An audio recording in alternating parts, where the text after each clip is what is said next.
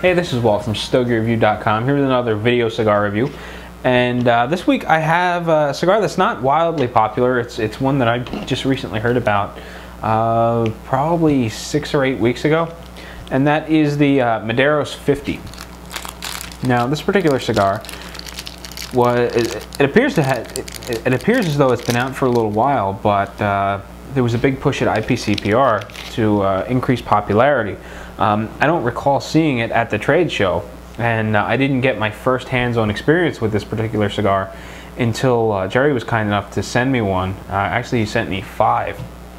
Around the time that his daughter was born, he got a care package from Mederos Cigars. They sent him a box of cigars as a congratulations for his daughter, and he smoked them. He thought they were pretty good, and he sent some my way along with a ton of other cigars that he wanted me to try. So I've been smoking these a little bit, and I also got 2 samples from Mederos Cigars direct.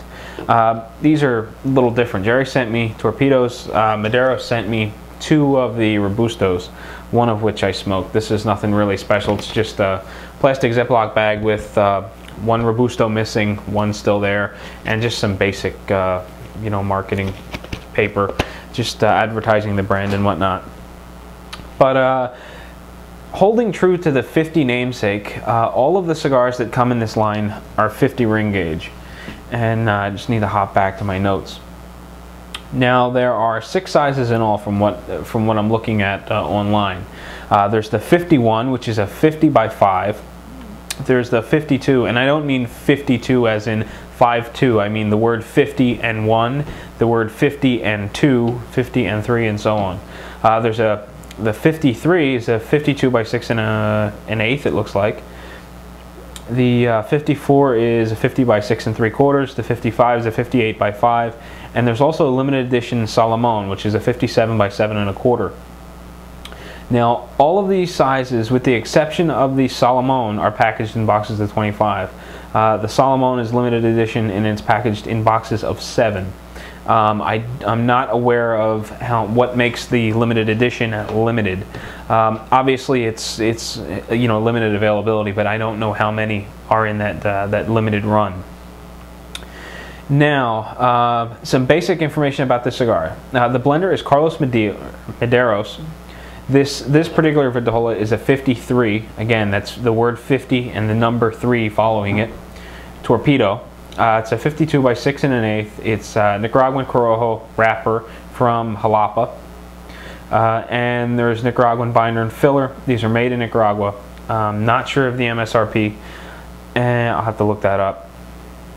And just briefly, the last of the history that I was looking at was in 2009. Carlos Mederos, who is the helm of the business, he partnered up with David Levy. I believe David Levy's from Miami, or the Florida area, and the 2 of them are working together. Carlos Mederos being the blender, and David Levy being the marketing guy. Just from what I'm seeing on the website and whatnot. If you head over to mederoscigars.com, there is actually quite a long list of history stuff on these particular cigars. It goes all the way back to the origins of the cigars, which is, you know, it goes all the way back to 1800, and you know, it runs on forward through 2009 and IPCPR. But that's what I got for you. So I'm going to go ahead and give this a pre-light inspection, get it lit, smoke it, and see where we're at. So first and foremost, first thing that grabs my eye is a discoloration directly below the band, and it's kind of like front and center, really grabs your attention. As soon as I pulled it out of the cellophane, I saw it, it attracted my eye, and I actually looked down at it a couple of times as I was talking to you. Let me show you that, and you can see that sort of looks like a bruise. It's much darker than the rest of the wrapper leaf. It appears to be a little on the dry side. It's got sort of a sandy texture. It's a bit rough, relatively lumpy. It looks relatively dry.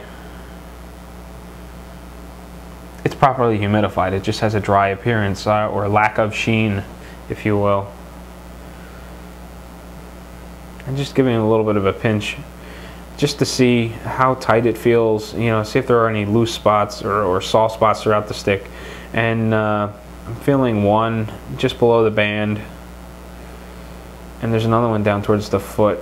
There's just like a pocket of lesser tobacco or less tobacco, and everything else seems pretty firm and pretty consistent. It's just two soft spots about where my index fingers are.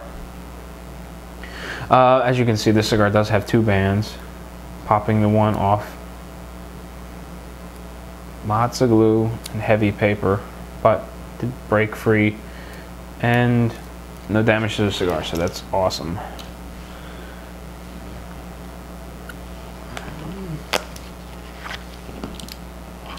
Visually, I'm not crazy about this cigar, and it's not just because of that blemish that's sort of front and center on it. I'm not crazy about that, but the cigar does have a sort of a rough appearance to it.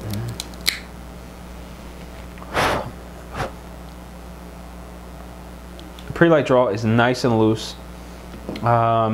It's almost on the verge of too loose, but as I've said numerous times before, I'd much rather have a cigar that was too loose than too tight. And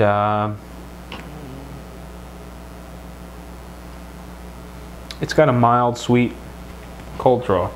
So I'm gonna go ahead and get this cigar lit, get this review rolling a little better, and see where we're at in just a few minutes when I come back on camera and talk about the first third of my Mederos 50.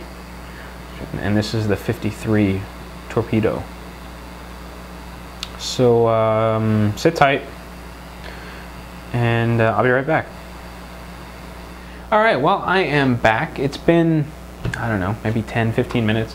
Much shorter than I usually am away when I jump back in to do the first third, but I thought maybe we'd have a little heart-to-heart, me and the viewer, and talk a little bit about the cigar and just give you my impressions of where this video is going.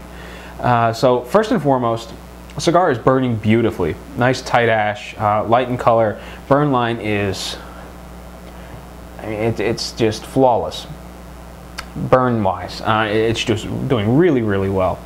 Providing tons and tons of smoke. Each puff gives you a nice, really heavy mouthful of dense smoke. And as far as the burning characteristics, the construction goes, the cigar is just, it's stellar. But I gotta be honest with you, I don't know that I'm gonna be able to finish this cigar.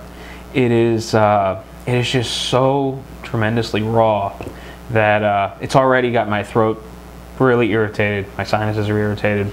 Sitting in an ashtray next to me, the resting smoke is coming back past my face, and it's practically taking my breath away.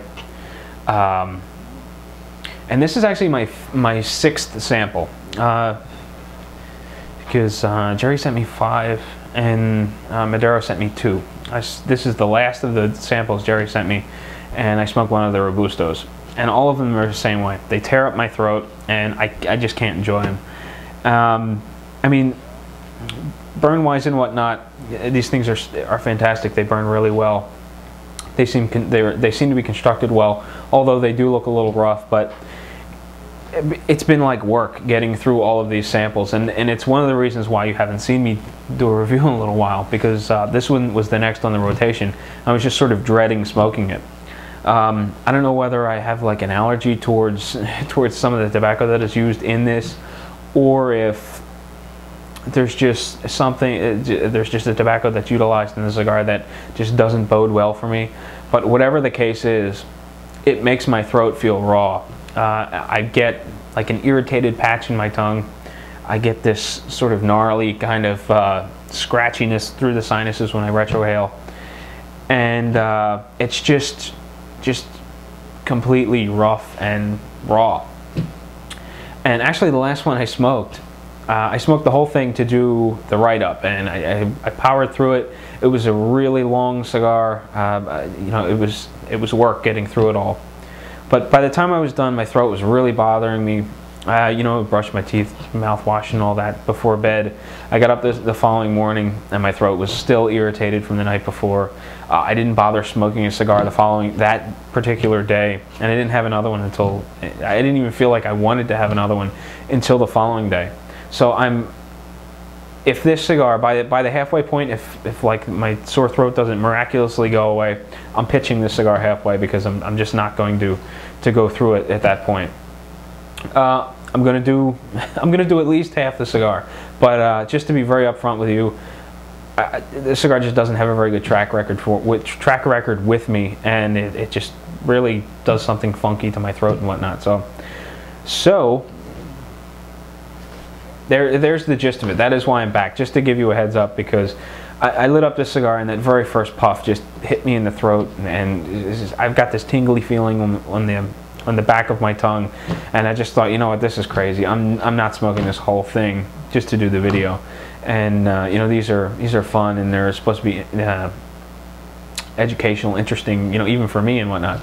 So yeah, I'm just not gonna I'm not gonna to power through it just for the sake of doing the video. You know, I've smoked plenty of these. I'm comfortable saying what I'm saying, and quite frankly, I just don't like this cigar at all, as far as a taste and flavor wise, you know, whatnot. But again, burn wise and all that stuff, it's beautiful. But if it doesn't taste good, all that beautiful burn and whatnot, that really doesn't mean a thing. As far as flavors, I am getting flavors out of it, despite it being just really rough. It's very dry, and it's got a drying effect on the palate and whatnot. It's got a sort of a dry wood, and I get like a freshly cracked peppercorn kind of flavor going on the palate. Finish is dry, and the body is medium, medium to full. You know, there's not a whole lot of mouthfeel. It's just the smoke is very aggressive. So before I just keep repeating myself over and over and over again on how rough this cigar is, I'm going to cut the camera off. I'll be back. We'll take a look at however far I get into the cigar before I feel like venting a little bit more, and we'll go from there. So sit tight. Alright, well, I'm back, and a little bit further along, and just as expected, this thing is burning very, very well. There's a slight bit of wave to it, but I really expect that to go away as the ash begins to develop a little bit more. It's tightly compacted. It's kind of interesting. The outside, the ash that makes up the wrapper leaf is nice and smooth. It's got sort of a powdery appearance, but it doesn't get very long, 3/4 of an inch to just under an inch before it'll drop off without much motion. And the couple times that's happened to me, not with this stick, I've been keeping an eye on it, but when it drops, it hits the table and just sort of explodes. And the inner ash that makes up the filler and whatnot, it has a sort of a sandy texture to it, and it doesn't clump together. A lot of times, if you knock the ash falls off the end of your cigar, it can hit a table or land on the floor or whatever. And sometimes it stays nice and solid. You can actually pick up the chunk of ash and toss it in the ashtray. Whereas this cigar, I'm like looking for a business card so I can scrape it off the table, because it seems to explode when it hits, you know, when it hits a hard surface. In terms of body, this is still medium. Finish is dry. Flavor is more or less the same. I'm not noticing anything different. It's just a very dry, woody kind of a flavor. And I'm not really getting that peppery note anymore. But it's just tremendously rough. And I'm struggling. I'm kind of on the ropes here. I want to ditch the cigar and light something else up that I know that I will like. But I want to go a little bit further for the review. I kind of just trashed it in the last segment, so I want to give it the benefit of the doubt. Go a little bit further, see if it turns around on me, although I'm almost positive that it is not going to turn around. It is just going to continue to be very, very rough on the palate, very aggressive, and you know, I've got the irritated throat. The back of the tongue it's got sort of a tingling sensation going on, and through the sinuses I got sort of it's just like sort of raw, kind of gritty kind of feeling going on. So I'm going to smoke a little bit further and see where it goes. Now I I even tried smoking this cigar sort of passively, and what I mean by that is just letting it be further off in my mind, focusing on something else. I've been doing a lot of reading lately, and I tend to pick up cigars that I know will be neat and clean, which this cigar is. It burns really well. I don't have to keep an eye on it constantly. I can sit it in the ashtray, let it sit for a minute or two, and pick it up without worrying about relighting it. I don't have to worry about the ash dropping off unless it gets to about 3/4 of an inch. Then it's another issue. But when I'm reading a book, I look for cigars like that that I can just sort of put out of my mind and just enjoy them sort of as secondary, and focus on the book being primary. So even trying to smoke this cigar as I'm reading the book, book is first and foremost the main priority in my mind, and I've got this cigar that I'm picking up and smoking, and it was even distracting me from the book, that it was irritating the throat so much and whatnot that I wound up smoking it as far as I could, which was just below the band, before I finally pitched it and called it a night. But I don't mean to totally trash a cigar, but it's just not something that I like. It's not something that I would recommend at this point, and it is just tremendously rough. Maybe that's why Jerry sent me 5 of them. And if that's the case, me and him, we've got some business to take care of. But whatever the case is, I'm going to smoke it a little bit further, and we'll see how it goes. And I seriously doubt I'm going to get a whole lot further than this. I'll probably be back one more time, and that'll be the end of it. Maybe I'll get down to the band.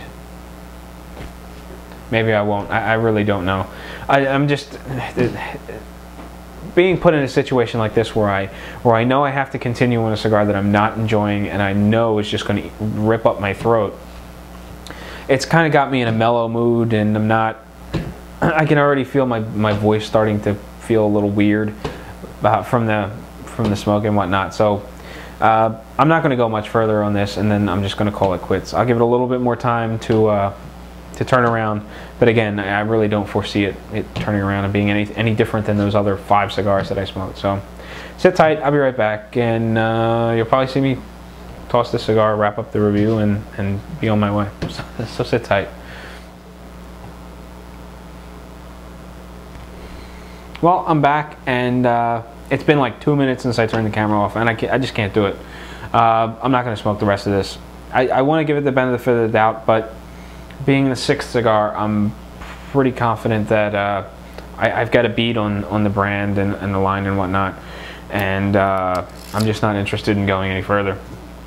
I'm actually starting to get like a pit in my stomach now, and I've got like very little interest in even lighting up another cigar. I pulled out another stick, sort of like Old Faithful here, and I'm looking at it, and I don't even know that I want to smoke it. My throat's bothering me, my nose, my sinuses just feel sort of raw. Got this weird, tingly, gross sort of patch on my tongue that I can't wash. I can't wash away with water or anything. So, and God, it's taking my breath away just sitting in the ashtray.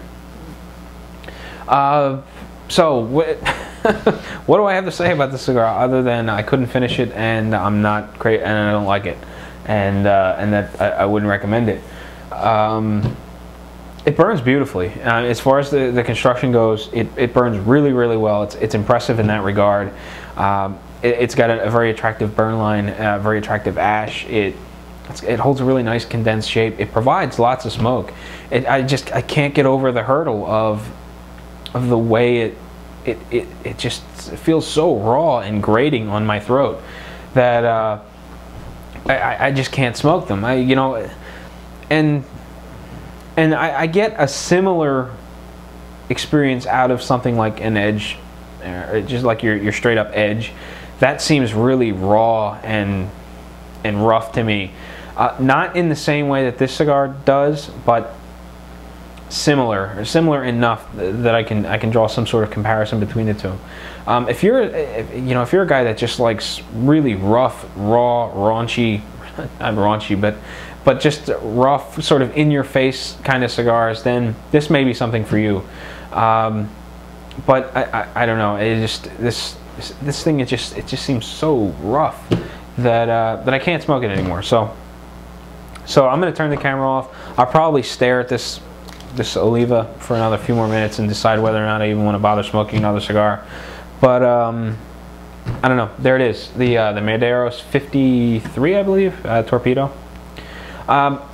You know, I think Jerry has some more of these cigars, and I would really like to get his take and sort of back me up here. I'd like to have him do a review so that I can see, you know, what was going on. I mean, it was almost as if these cigars were like freeze-dried and brought back to life, and I was just smoking really, really dried tobacco.